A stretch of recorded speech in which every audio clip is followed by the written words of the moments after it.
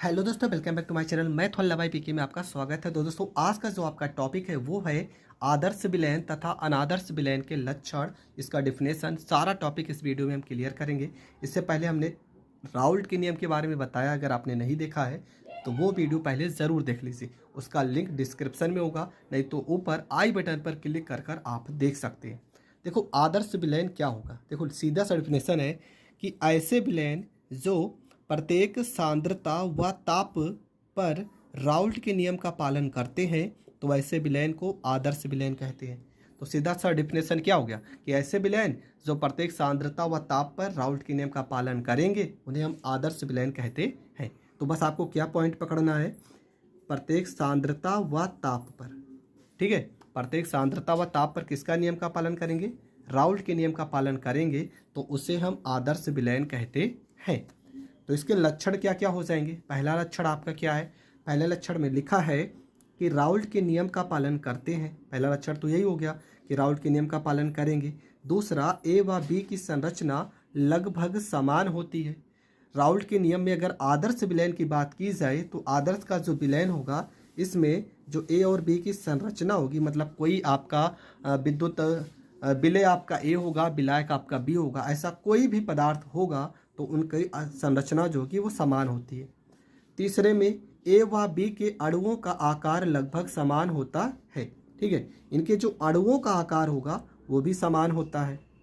इसके बाद delta H, H का मतलब यहाँ पे क्या हो जाएगा, एच का मतलब यहाँ पे एंथैल्पी हो जाएगा, मतलब ऊर्जा से रिलेटेड। डेल्टा एच बराबर क्या होता है, जीरो, मतलब आदर्श विलयन के बनने में ना तो ऊर्जा अवशोषित होती है और ना तो उत्पन्न होती है, ठीक है। डेल्टा एच का मतलब, जीरो का मतलब क्या हुआ कि इसमें ना तो ऊर्जा अवशोषित होगी, ना तो ऊर्जा इसमें अवशोषित होगी, ना तो निर्मुक्त होगी, मतलब ना निकलती है और ना अवशोषित होती है। तो डेल्टा एच बराबर यहाँ पे जीरो अगर लिख देंगे तब भी एग्जामिनर आपका समझ जाएगा कि आप कहना क्या चाहते हैं कि आदर्श विलयन के बनने में ना ऊर्जा अवशोषित होगी ना तो निर्मुक्त होती है। इसके एग्जाम्पल की बात कीजिए, ठीक है, एग्जाम्पल हो जाएगा बेंजीन का टॉलुइन का जो मिश्रण होगा वो आदर्श विलयन का मिश्रण होता है। आपसे बहुविकल्पीय क्वेश्चन में पूछा जाता है कि बेंजीन और टॉलुइन का जो मिश्रण होगा वो किस पे आधारित है, तो आदर्श विलयन पे आधारित है। एथिल ब्रोमाइड व एथिल आयोडाइड का जो मिश्रण होगा वो भी आपका आदर्श के विलयन पर आधारित है। एथिल ब्रोमाइड का अणुसूत्र क्या हो जाएगा, C2H5Br, ये हो जाएगा एथिल ब्रोमाइड, और एथिल आयोडाइड का अणुसूत्र हो जाएगा C2H5 और यहाँ पे I हो जाएगा। इन दोनों का जो मिश्रण है ये भी आदर्श विलयन से रिलेटेड है। अब आते हैं अनादर्श विलयन में, इसका डिफिनेशन क्या होगा, सेम उसी का उल्टा करते चलना है आपको।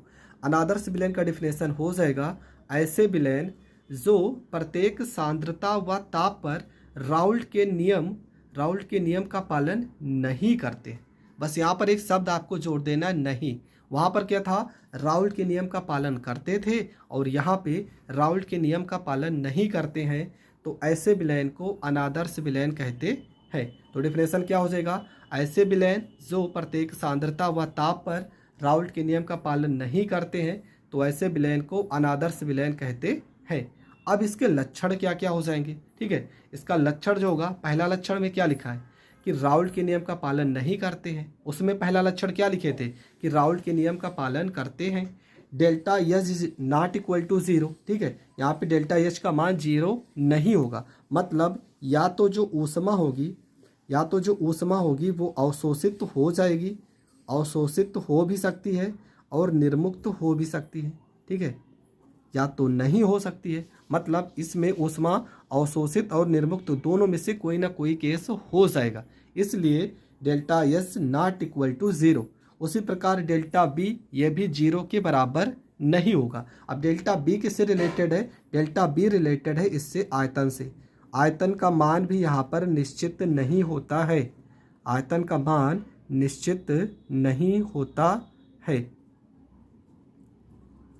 अगला जो लिखा है ए और बी के बीच में आकर्षण बल और ए के बीच में आकर्षण बल, ऐसा कोई केस नहीं देखा। यहाँ पर ए रहेगा और यहाँ पे बी रहेगा, ठीक है, इनमें कोई आकर्षण बल देखने को नहीं मिलता है। देखो बीच में नॉट लगा है ना, इसका मतलब इनमें आकर्षण बल देखने को नहीं मिलेगा। इसमें ए व बी के अणु ए व बी के अणु, ए व बी के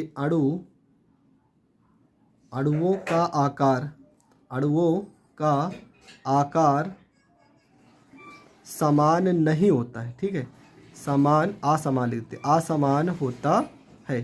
ठीक है, मतलब दोनों के जो ए और बी के जो अणु होंगे उनके आकार जो होगा वो असमान होगा।